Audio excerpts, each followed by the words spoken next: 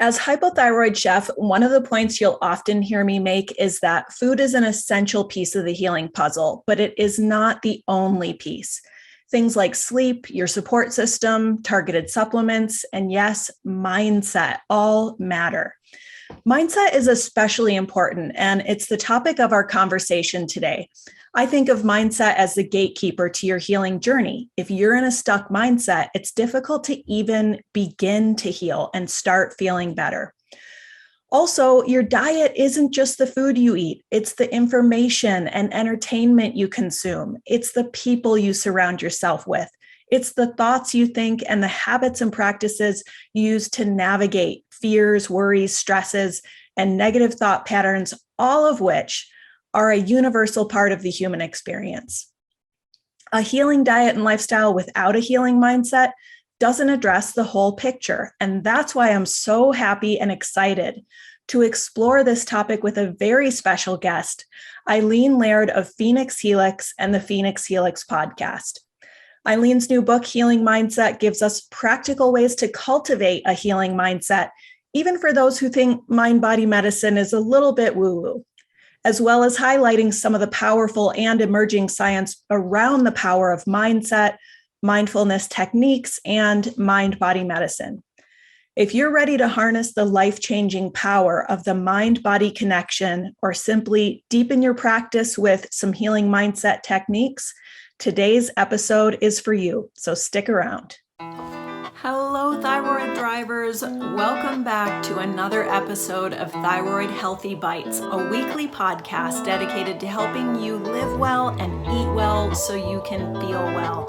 I'm Ginny Mahar, your host and the face behind the apron at hypothyroidchef.com.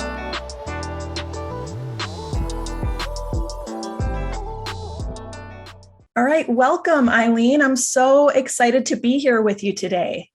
I'm excited too. I loved that introduction. That was such a great overview of the whole sphere of a healing mindset and all the different ways people can think about it. Well, I kind of wanted to frame it in terms of like the big picture, because it really is a big picture, as you know, as an autoimmune patient. I always say it's not one thing, it's all the things, right?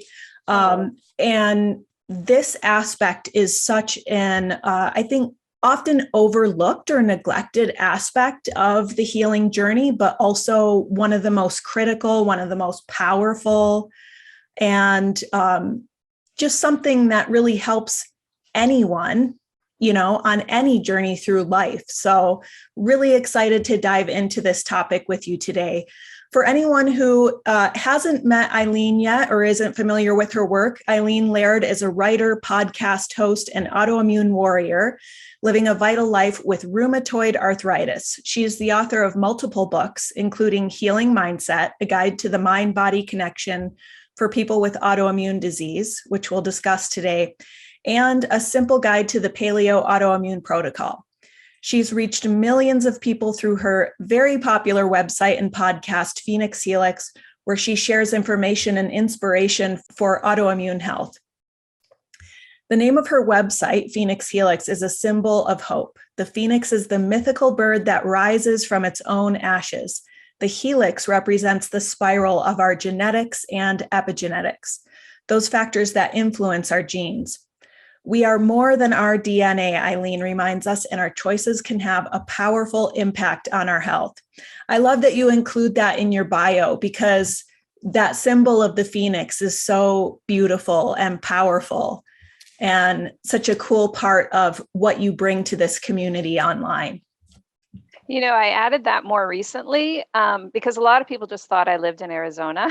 And it was and the meaning behind the website name was kind of buried in the website, which was silly. And when hearing you say to me what that means, it emotionally resonates with me to this day. It's one of those things that when I was first diagnosed and I was so overwhelmed and I needed to have hope and believe, healing was possible, if not a cure, then at least a way to reclaim happiness in my life again. That was such an important symbol for me, and I love sharing it with others now. So I was a little slow on that, but now I do. Oh, I'm so glad you did. And, those symbols of transformation are so powerful, I think, for us to tap into, just even as I think you can use them almost like you would use a mantra, just that visual of this is a transformative journey, and we have that power to heal. You know, in the thyroid sphere, it's the butterfly, because obviously, you know, the thyroid is a butterfly shaped gland. And so it just has become sort of the universal symbol. But I've always loved that, you know, the imagery of the phoenix. Yeah. And the butterfly is another great example. So beautiful, that transformation. Yeah. Well, I want to mention too, because some of my community might be familiar with you or have become familiar with you because of your AIP recipe roundtables that you host every couple weeks. Eileen posts this. It's like a place for all AIP recipe bloggers to come and post their recipes. And so it's just a wonderful way to A, get new AIP recipes, and B, connect with and find new recipe bloggers and resources from people who specialize in the autoimmune protocol. And I've been contributing recipes to that for a little while now. And it's so fun. I love seeing what other people are putting on there. It's inspiring to me. It's inspiring to me, not just as a chef, but as a patient as well. So just another awesome part of what Eileen does at Phoenix Helix. So you definitely want to check that out if you are ever looking for AIP recipes, which are also paleo recipes, which are also gluten and dairy free. So we use different dietary templates. We have personalized dietary needs, but AIP recipes are nice that way because they kind of work for pretty much everyone, unless, you know, you're talking about like very specific food sensitivities, but just a great resource. So want to share that with the listeners. And also thank you for that awesome resource, Eileen. You've been doing that for a long time now. I know, it's kind of crazy. When I first started it, so we're up to, I think it's the 404th roundtable. So it has been a long time. Yeah. And when I first started, it was because it was so hard to find AIP recipes because there weren't a lot of bloggers dedicated to the AIP yet. And so originally it was just teaching paleo bloggers about the AIP so that they could link up when they occasionally had an AIP recipe, which wasn't that often. And then the community just grew and exploded over time. And then it was really a fun way to introduce new people, you know, welcome them into the community, introduce them to my followers. And I just remember when I first started a healing diet myself, it was kind of hard to find recipes, and those types of resources were really helpful. And I did love finding new people. It felt like you were finding your tribe and people who understood you and resonated with you. And so I'm really excited you're part of it now too. Yeah. Oh, it's been super fun.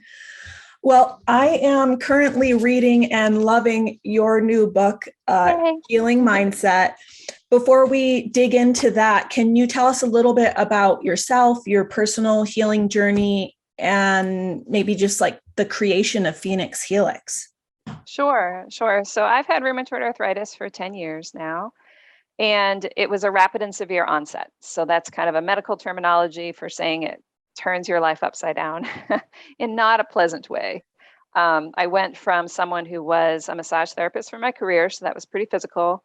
I live in the mountains of North Carolina, and my husband and I love to hike and kayak and do things like that. So I had a very physically active life, and within a few months I was disabled. So I was limping, crossing my living room. I couldn't, I didn't have the strength in my hands to wash dishes. I was in excruciating pain. I'd wake up every morning feeling like I was 90. I was 43 at the time, and it just hurt to move. And if you watched me, I would have that kind of stiff movement. And that was actually the best part of my day. That was just the baseline level of inflammation. And then every evening, like clockwork, sometime after dinner, there'd be one joint that would flare at a very extreme, make you gasp pain level. And I would have to respond by, like, if it was my shoulder, I actually had to put it in a sling, or if it was my wrist, it went into a brace, or if it was my knee or my foot, I had to actually get off my feet for the night because I couldn't walk. And the worst one for me is if it hit my jaw, I couldn't open my mouth. And there's something primal about that because you can't eat, and while you can talk and breathe, it almost feels like you can't. So it was really terrifying, overwhelming time, and I didn't know how I would survive it. So I know that's kind of a dramatic onset, and I know people with various autoimmune diseases, no matter what the diagnosis, some people it's like that. Some people, it's kind of a slow, confusing, why is my body very slowly changing till it gets to the point where it's overwhelming? But no matter what, it's suddenly your body is not the body you recognize. The life you have is not the life you can suddenly live. And then we're all facing the same thing. Like, what do we do now? So it opened me up to all sorts of things. So it wasn't that I was unhealthy before. I mean, I did cook some home cooked meals, and but I didn't deny myself really anything. It wasn't on any kind of special diet. So I had gluten, dairy, and sugar every day, and nightshades, and all the things that after rheumatoid arthritis, increased flare activity. So when I started experimenting with diets, I was able to identify that. The AIP was extremely helpful for me and really helped, after months of increasing inflammation, really helped to start de-escalating that inflammation. So when we talked about diet being powerful and foundational, it truly is. But I will also say, from that start, mindset was really important, because I was so scared and I was so sad. I cried every day. My husband would kiss my tears away. He was, and that's hard for people who love you to watch, and there's just so little that they can do.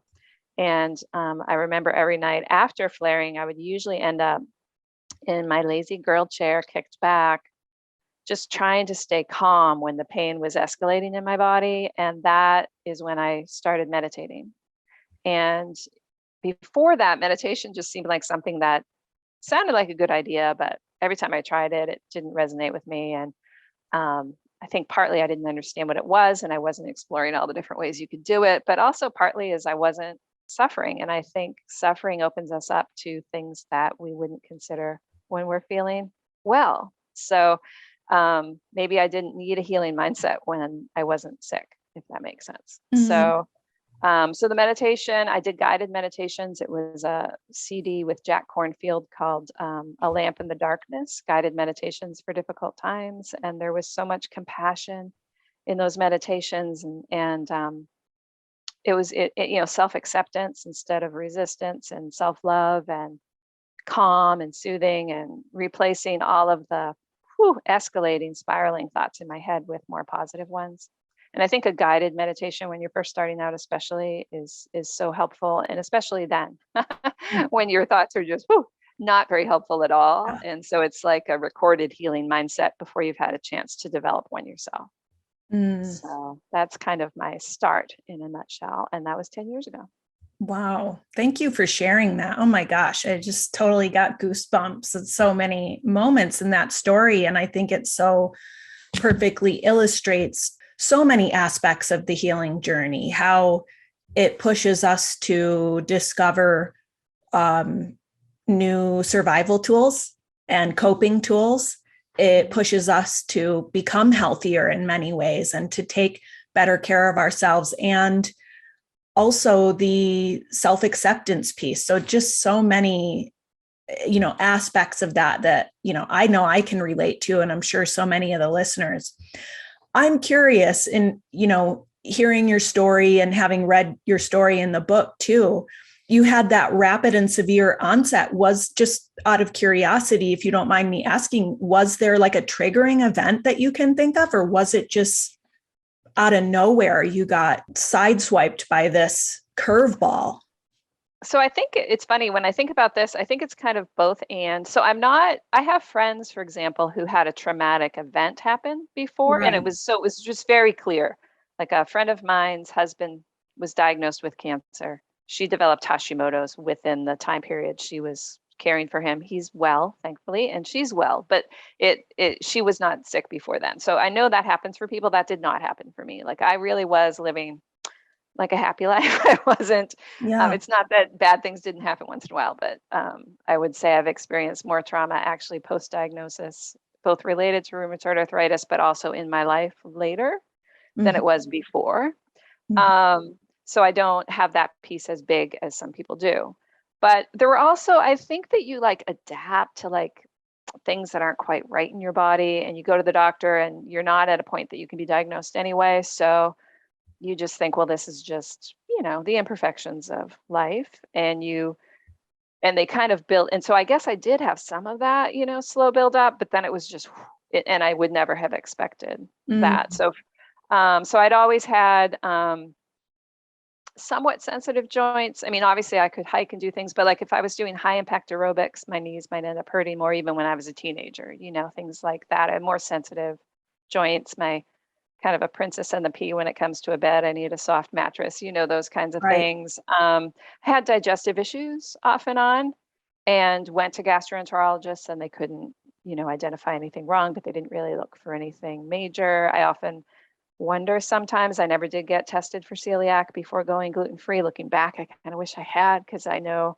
it turns out I have one of the genes connected to that. So it makes me wonder if there's something there.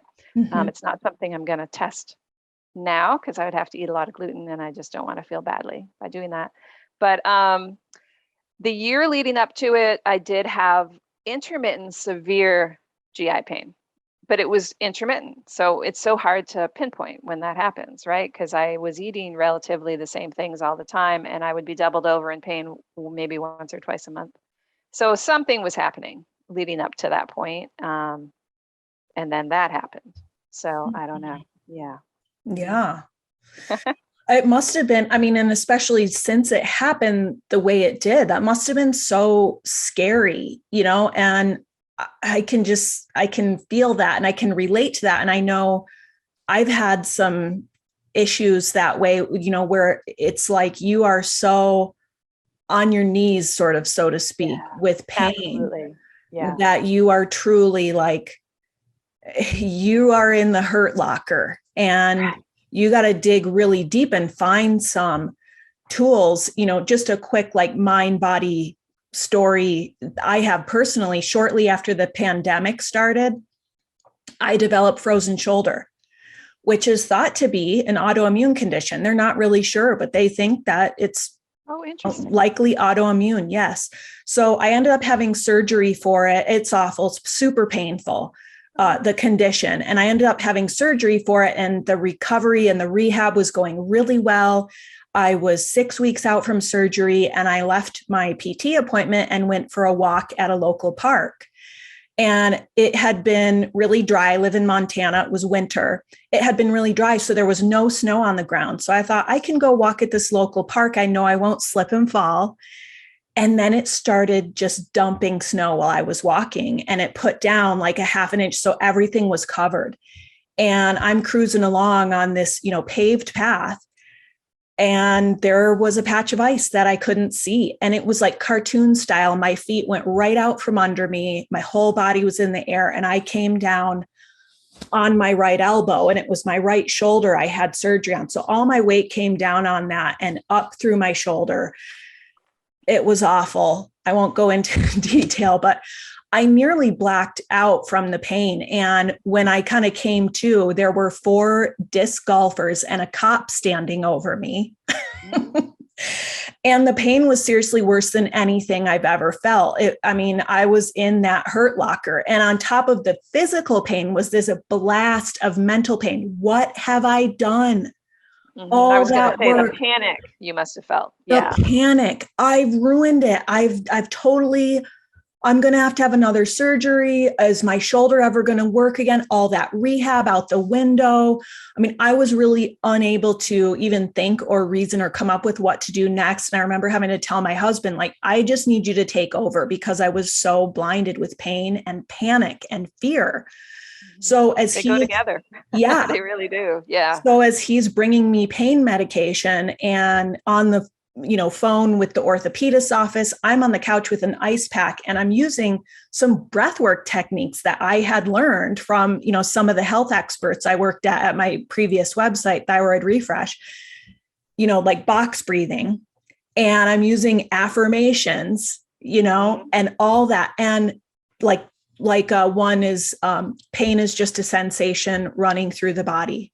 It was just so incredible to me how doing that, it was like a dial on the pain, on the physical pain, where I could turn it up and down. I could turn it down just by dialing down the emotional pain and the fear and the panic. And that was a really eye-opening moment to me, of just the power of those mind-body techniques. And, ultimately I ended up being fine. And the really crazy thing is that when similar things have happened to other frozen shoulder patients, it's really common to have that blinding pain. Like the doctor told me a story about a hunter who fell in a gopher hole, and same thing, came down on his frozen shoulder, passed out, walked back to his truck and put his hat on and was like, oh, my arm moves now, because it like literally locks up with adhesion. So I ended up being fine, but that trauma really taught me a lot. So yeah, I can totally understand how you, this deepened your practice, getting to that point, and that's rapid onset of just a severe pain. I think the term like healing mindset can feel sort of ambiguous to some people, maybe because it's a little more abstract than like eating a food to help you feel better or taking a pill for these results. In your words, how do you define healing mindset? Yeah. And before I answer that too, I'll just say I totally get that. It's kind of murky and, it's not a grocery list. So, and so I get that people aren't quite sure what that means. And it probably means different things to different people. So I'd be curious to see what your definition may be. But mine is that it's just understanding that I would call healing mindset harnessing the anti-inflammatory power of the mind-body connection, which you just described an example of, which can be really powerful.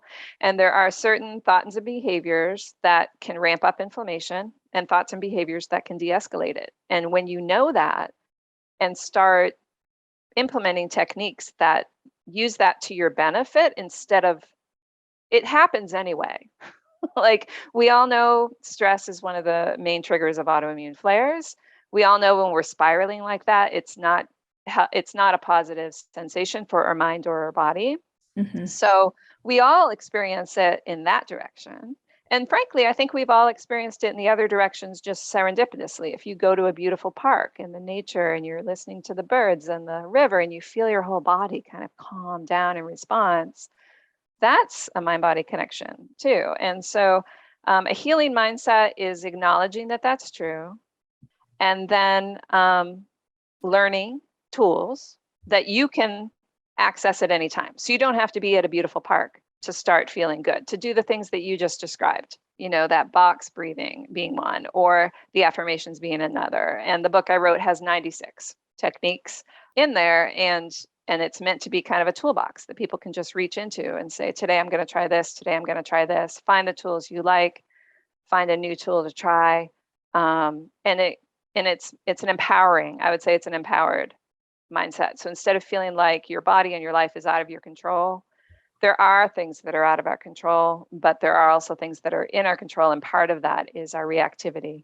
And it's really beautiful and wonderful when you feel that impact. And I think when I shared my story about how much it helped me, and you shared your story about how much it helped you, what shifted for me with rheumatoid arthritis is these techniques went from being something I actually thought were pretty cool, but didn't know if I had the quote unquote discipline to do them, to something that I want to do because it feels good.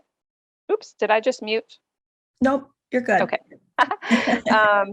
So they're not, it doesn't require discipline for me to reach for these tools anymore. It's they're enjoyable. And isn't that a wonderful thing when you feel like there are a lot of things you maybe have to do for your health, that there are things that benefit your health that actually are so soothing. It can be a treat in your day. Like that's my hope with the book, is that people find things that are actually just blessings in their day, positives in their day, Yeah, especially if you're in a place where you are flaring and there are a lot of things that are not feeling positive. Mm-hmm.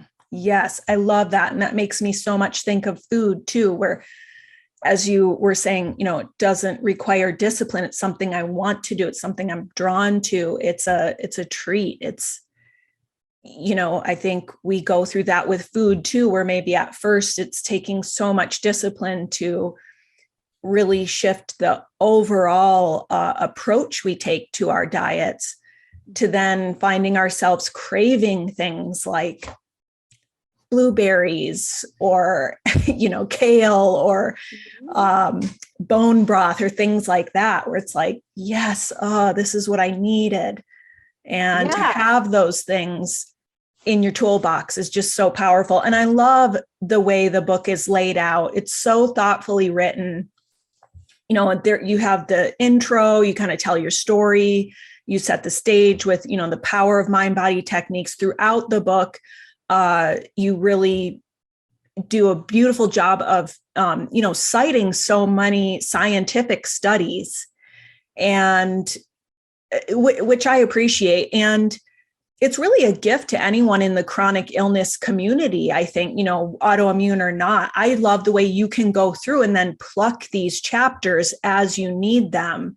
And each chapter is, as you said, a different like mind body technique that people can use, or a different aspect, a different angle, like self-compassion or allowing yourself to grieve, things like that, befriending your body, boundaries. There's so many. I haven't gotten all the way through it, but I'm loving just kind of going through. And that's what I've been doing. Oh, this one's really speaking to me for where I'm at on my healing journey right now. But I'm curious, of the dozens of techniques in the book, you said 96, 96 different techniques. Which stand out to you personally as being the most transformative for you? So it's interesting because it's kind of changed over time and maybe expanded, and it might be because I have had RA for 10 years. And so in the beginning, it was very much meditation and gratitude. That's a funny word. That's a good word. So those were the two I think I needed the most in the beginning. The meditations kind of calmed me when I was scared and sad and overwhelmed, and the gratitude reminded me that there was life outside of my pain. I think a lot of people listening can relate to, it's one of the things I talk about actually later in the book, where we can identify with our illness because it's so overwhelming that it feels like that's suddenly all we are, which is such an awful feeling, where everything I used to be maybe isn't easy for me. So RA is my new identity, and that's not helpful place to be. I think all of us go through that maybe, or a lot of us do. And gratitude was a very easy way. I just kept a gratitude journal by my bed, and every night I would, if my hand wasn't flaring, I would write down 3 things. And if it was flaring, I would just think them over the course of the day that I could be grateful for. And they were different every day. I made an effort to not just say, my marriage, my house and food, because I think you start to just not pay attention to that when they're that vague. So it might be something kind my husband did for me that day, or something beautiful I saw that day, or a call with a friend who means a lot to me, or, just even sometimes in my gratitude journal, I will actually express gratitude for mind body techniques, and that they make me feel better. So that's nice. So those were the first 2. Self-compassion is probably something that has become a thread throughout the decade, and it's become more and more important, those practices to me. There's I don't know if anyone else kind of has this tendency. I in the beginning felt a lot of pressure to actually cure myself. I think maybe a lot of people do, and feeling like a failure if I couldn't, and feeling like if I could live my life perfectly, I would not flare, and feeling like every flare was somehow my fault. And so I had to go through a lot of that. And the truth is, I did do a lot of things that were extremely helpful that really cut back on my flares. But I have autoimmune disease. And so sometimes I am doing everything quote unquote right, and a flare may come anyway, whose source I can't identify. And one thing that ended up happening for me, while I don't like that. I mean, no one likes to flare, right? There was a freedom that came with that, actually. It was like, oh, so I've done all of this and this is still happening. So sometimes it's going to happen anyway. So maybe I can take the pressure off a little bit, and maybe I don't have to be perfect, and maybe I can give myself more grace. And that in itself, is so healing. I think I maybe didn't know the inflammatory pressure of that perfectionism in my life. So even though I was doing all of these practices, diet, lifestyle, mindset, there was this thread underneath of, am I doing enough? So an intensity to it that I try and keep an eye on now. I'm a recovering perfectionist, and I write about perfectionism some in the book and some techniques for overcoming it. So that's been a thing. And then EFT is emotional freedom technique, is a technique I actually have come to really love. And I even worked one-on-one with a therapist with guided sessions. And I do that sometimes to take it to the next level. But for people who don't know what it is, you kind of tap certain acupressure points, mostly on your face and a few other places on your body, while tuning into it can be an emotion or a physical symptom that you're not liking right now. And it's honoring what's happening, and it kind of while loving yourself at the same time. So most of the time, a statement might be, maybe you're flaring, you say, even though I am in a lot of pain and I'm mad about it and sad about it and feeling betrayed by it, you can name every feeling that's coming up. I completely love and accept myself. And that's such a combination we don't think very often. It's that both and so instead of pretending we don't have these emotions and just powering through, or pretending we don't have the pain and just powering through, it's pausing, it's honoring your body and your soul enough to honor the challenge you're going through, holding that in a loving space. And there's it's almost like stepping out into nature. There's a release that comes to me from that. I think because my first impulse with challenging emotions is to quote unquote manage them instead of feel them. And they're hard. I mean, who wants to feel sad, scared, overwhelmed, anxious, all of that stuff? But it's there, whether I make space for it or not. And so EFT seems to, it's just such a simple tool that gives me the package that helps me to make space for how I feel in a way that's accepting. And it does. Sometimes the feelings will dissipate and I just feel better. Sometimes the symptoms will improve. But even if it doesn't, I feel better about what I'm experiencing. And it feels like self-kindness in a really nice way. Yes. Oh, I love those examples. And it's so juicy, just there's so many topics in there. We could do like 5 different shows on all these things, like the perfectionism we feel. And also I think there's can be some messaging from some in the health and wellness space that you can reverse your diagnosis, like with Hashimoto's. You can reverse your diagnosis if you just do this perfectly, live this way, eat this way, never stray from this. And well, that can happen for people. It's pretty rare. Like the statistics are low. I think if you catch it like early enough and you implement some, diet and lifestyle changes and address root cause factors and get your treatment dialed in and all that right away, even then, like your likelihood of being able to maybe get off medication is higher, but it's still low. I want to say it's like 20%. So, just letting ourselves off the hook a little bit as far as I'm doing my best, and my best doesn't have to be perfect. And especially around food, people get really stressed out about food if they divert from their, whatever kind of dietary program they're using. And sometimes the stress and the perfectionism around that is worse than actually eating something that's off plan. And just, kind of breathing through that and having that self-compassion. And I know, that's such an overarching theme of everything you just said. And I think of the book is that self-acceptance and self-compassion. And I know, this book came to me at such a perfect time on my healing journey, because that's something I'm realizing. Like, I think of myself as a really compassionate person, but maybe not so much towards my own shortcomings and failures and needs and challenges. And that's so powerful and important on our healing journey. And as patients, to attempt to stop resenting our bodies, resenting our illness, resenting our health issues. In doing that, I think we're kind of resenting that soft and sensitive and vulnerable part of ourselves that really beautifully said. Yeah. And maybe on a deeper level, we we just even start to resent or blame ourselves for no longer being a quote unquote normal, healthy person.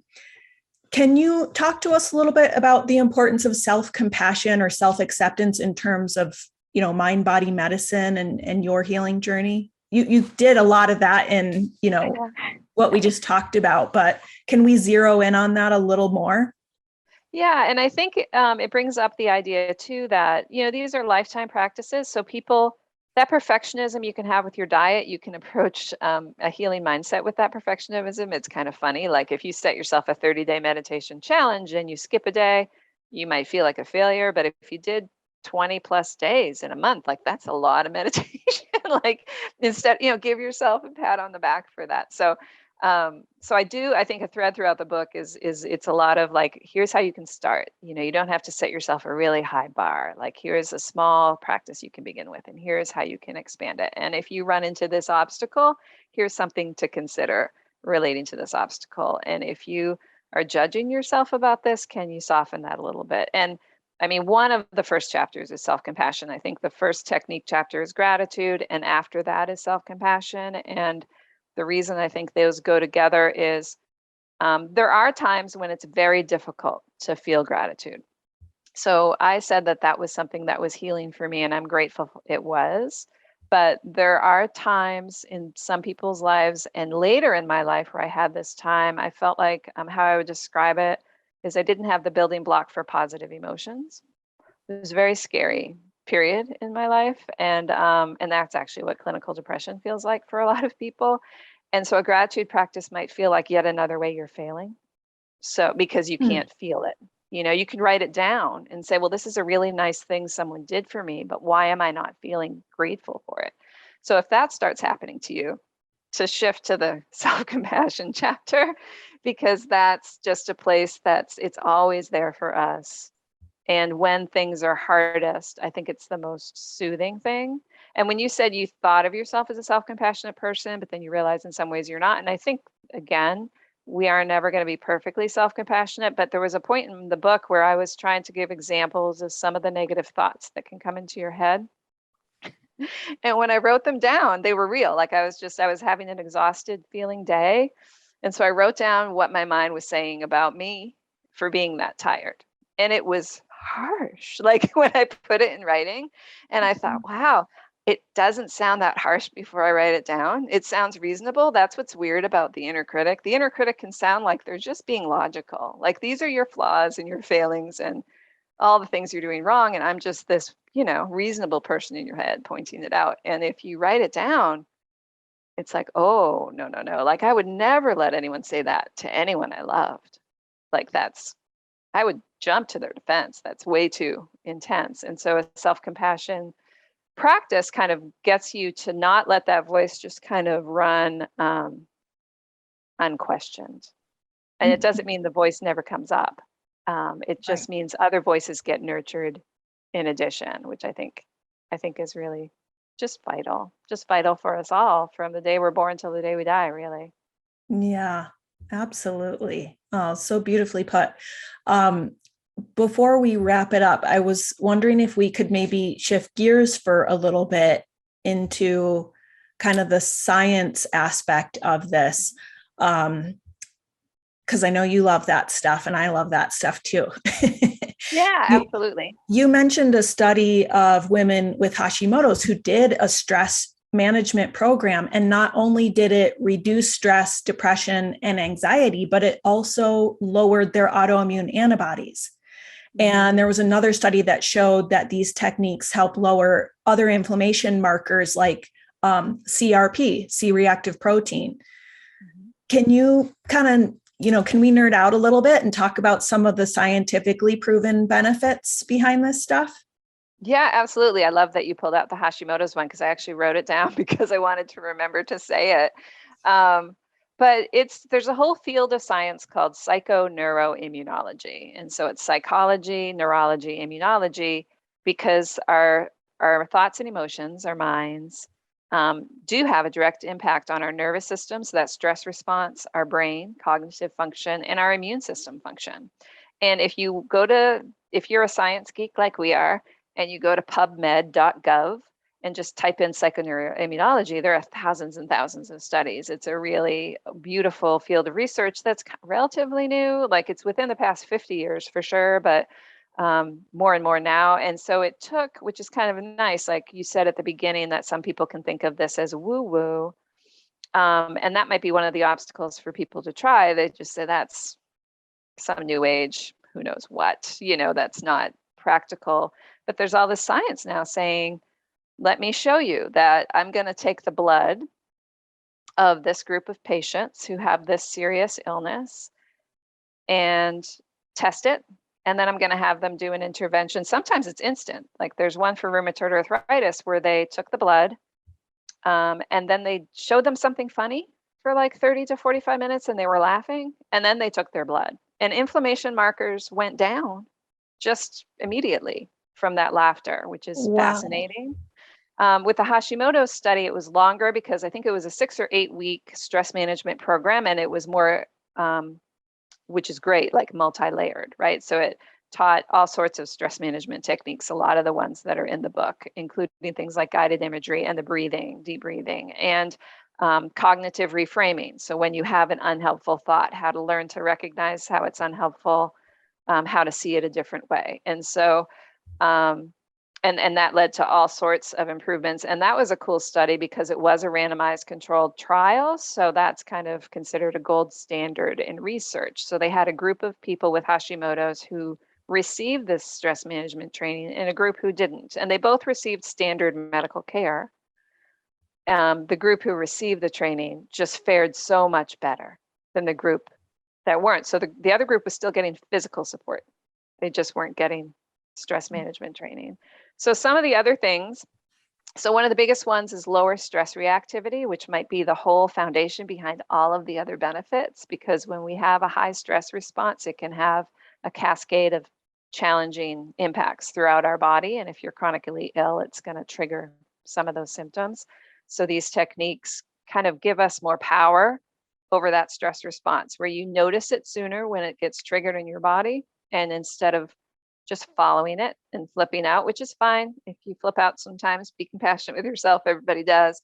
But occasionally you can just step in and do what you did, right? When you were escalating about the pain and you incorporated those techniques and were able to de-escalate that stress reactivity. So at the same time, it reduces inflammation, it reduces pain, it improves sleep, it improves digestion, it improves relationships, because the calmer we are, the less likely we are also to lash out at those we love. Interestingly enough, self-compassion, which some people fear might lead people to be selfish or entitled or uncaring of others, they find the opposite is true. So the more compassionate we are with ourselves, the more grace we're willing to give to others. Same with the gratitude practice, that if you do think of people you love within your gratitude practice, it changes the way you feel to them, because you stop taking them for granted at quite that level. And if you express that to someone, it's so beautiful, because most of us, the impulse, it's that negativity bias of the brain. We notice what's wrong more than we notice what's right. And that could be its own conversation, because that's true with our health, but it's also true with the world at large and in relationships. So we might be more likely to point out where someone is disappointing us than we are to point out where they are very loving and supportive of us. And it doesn't mean you don't still talk about what's important and work on issues that need to be resolved. But if you can also notice what's going well and appreciate that, that improves relationships. I mentioned fatigue is something that comes and goes for me. And I think for a lot of people with autoimmune disease, and I know Hashimoto's in particular, but mind body techniques can reduce fatigue and increase energy. And just a sense of agency, I think, which when you have autoimmune disease, you feel like so much is out of your control. These tools that give you a sense of control, like I think that can't be underestimated, how wonderful that can feel. Yes, and empowering. Yeah, absolutely. Yeah. And so I should say to people too, just so they know, so there's actually 140 scientific references in the book, which is, when people hear that, they're like, I don't want to read a textbook. It's not a textbook. It's very much written like a conversation between friends with techniques you can apply right away. But because like you, Jenny, I like science, and I know some of the readers would too. I just have a lot of little footnote numbers in various places. I just wanted to back up anything that I was saying in terms of Yes. benefits. And then you can Yeah. go to the end notes if you're someone who wants to read the whole study. You can just have a lot of fun for a long time looking at all of those. Yes. Thank you for clarifying that. So, yeah, I mean, obviously, so much and a growing body of scientific research behind this. So, why, in your mind, do so many of us, including some health professionals, neglect or dismiss or just under prioritize this aspect of our healing? Well, with health professionals, it's interesting because they can also de-emphasize just anything that would empower a patient to feel like they had some agency in their health, which is so sad. And I don't know if it's medical school training, it's that top-down type of care that this is what I can offer and there's nothing you can do. That's so ridiculous. And let me say, I'm not against medical care. So I do take medication for rheumatoid arthritis, and I'm extremely grateful for it. I did try to go medication free. Speaking of you're saying some people try to do the same with Hashimoto's. If you have very mild RA, that might be possible. But for someone with RA as severe as mine, it just wasn't healthy for me to be medication free. There was damage happening to my body.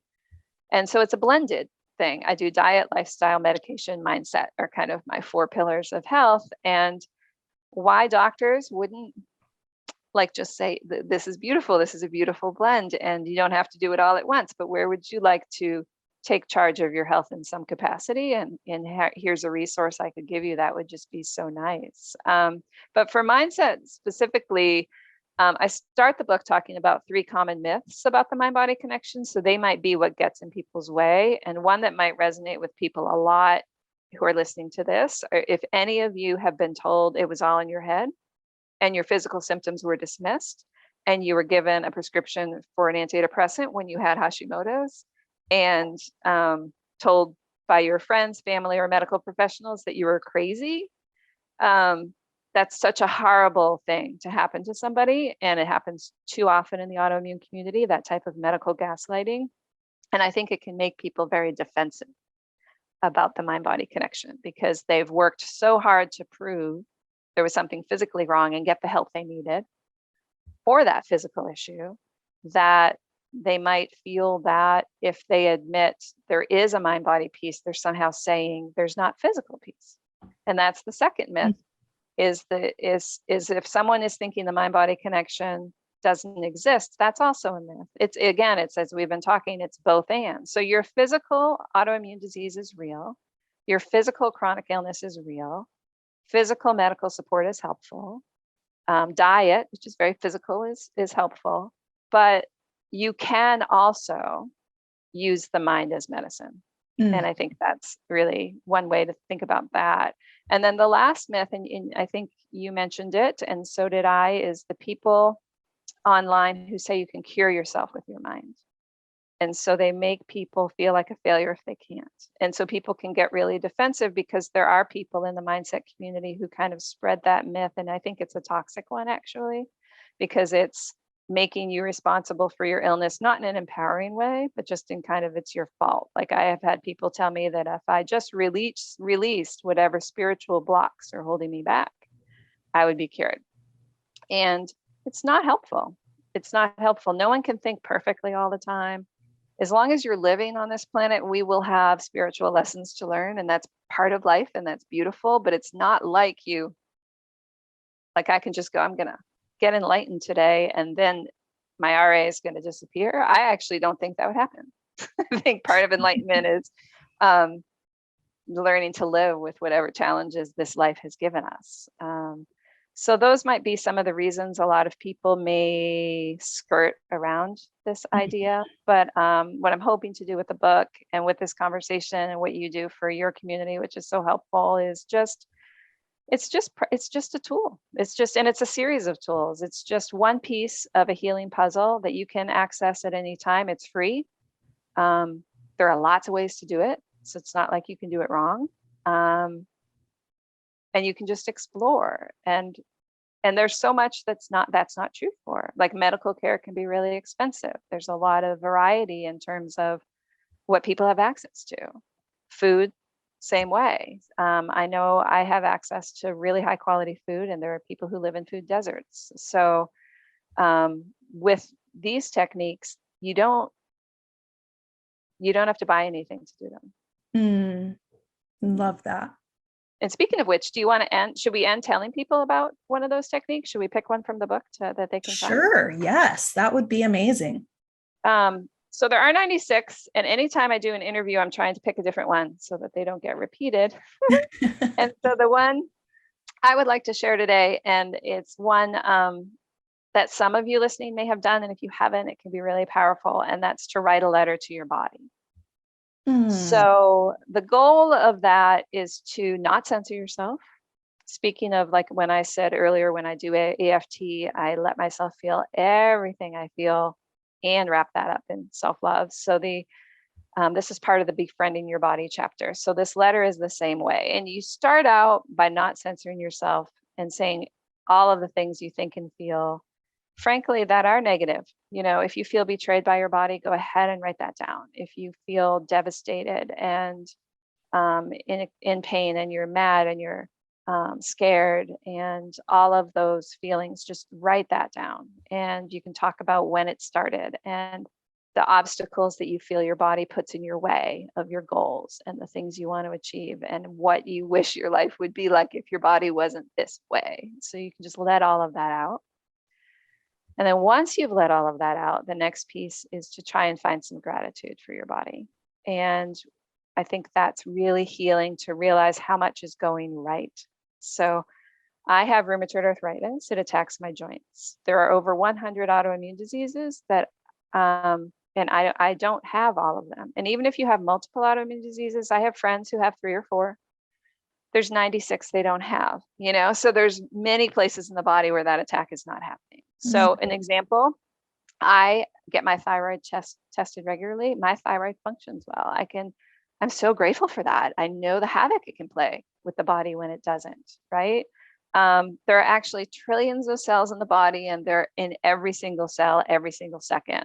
There are trillions of processes happening that allow me to talk to you, that allow me to hear what you're saying, that allow me to hold my body up, that allow me to do everything, breathe. My heart beats without my trying to control it. My liver is detoxifying without my telling it what to do. My kidneys are doing the same. So with digestion, even if you have digestive issues, if you aren't on a feeding tube, your digestion is still allowing you to absorb nutrition, even if it's perfectly. So write that. I'll try and just write down as many as you can. But you can start with 10 things your body does right. And then I think it's really interesting to talk to yourself and look back about your history with your body. And 2 ways you can do it is thank yourself for everything you're doing to support your body. If you're listening to this podcast, you probably are doing a lot of health approaches, and give yourself kudos and credits for everything you do right. It doesn't have to be perfect, but all of the food that you choose that's healthy. Anytime you prioritize rest, anytime you do a mind-body technique, spend time with friends, you bring joy into your life, all of the things you do that support your health. If you go to the doctor when you need to go to the doctor, if you have alternative healing techniques that you use, really thank yourself for all of the support you give your body. And then the other piece of that is, have there been times when you didn't do that? Because I know for me, before rheumatoid arthritis, I took my body for granted a lot. I could push it pretty hard. I added to its burdens at times when that wasn't super helpful. When I was young, in my 20s, I drank to excess. That was a lot for my body to process. So to just really be able to see how my body carried me through in spite of what I wasn't doing that was unhelpful. And it's kind of that reverse. It's seeing that we haven't always supported our bodies either, and then forgive yourself for that. So I'm not saying that to bring up any shame or blame. That's part of the human thing. No one's perfect, and we tend to not prioritize our health until there's a health problem. So most human beings walking around add burdens to their body, not consciously or intentionally. They're just feeling like their bodies. I always say we treat our bodies like a car that's supposed to last a lifetime, work perfectly, and never need any repairs. It's kind of a strange way of looking at it. So write about that. And then wrap up with your body writing you back. So this is a long one, but when you have time, I think it can be absolutely beautiful and powerful, and it really encapsulates a lot of the other techniques in the book too. A lot of the themes. Yes. Oh my gosh. I want to go do that right now. Good. Good. Oh, Eileen, thank you so much for this amazing interview, all the golden nuggets of wisdom and knowledge that you shared with us, and especially for this book, such a gift to this community, Healing Mindset, a guide to the mind-body connection for people with autoimmune disease by Eileen Laird. Where should people go to find the book? Sure. So my website is phoenixhelix.com. That's PhoenixHelix, because Phoenix is a hard word to spell. And you can find the book right there on my homepage, and my other books under the books menu. You can also find it on Amazon.com, both in the United States and around the world. So it's available as paperback and Kindle through Amazon, but also available on my website as a PDF if you want to download it instantly and you don't live in a country where Kindle's available. And the PDF version's, more colorful because you can do that. So that's the third way it's available. But yeah, I would love it if people got the book. I would also love it if they just connected with me through Phoenix Helix. And you can find my podcast, the same name, wherever you find your podcasts. And yeah, this was so nice. It was so lovely getting to talk to you and know you better. Yes, I agree wholeheartedly. Thank you again, Eileen. I really appreciate it. And I know our listeners do too. And to all our listeners, thank you so much for joining us for this episode of Thyroid Healthy Bites. If you've enjoyed the show, please don't forget to like, subscribe, and leave a review. I'm Ginny Mahar, wishing you the best of health. See you next time.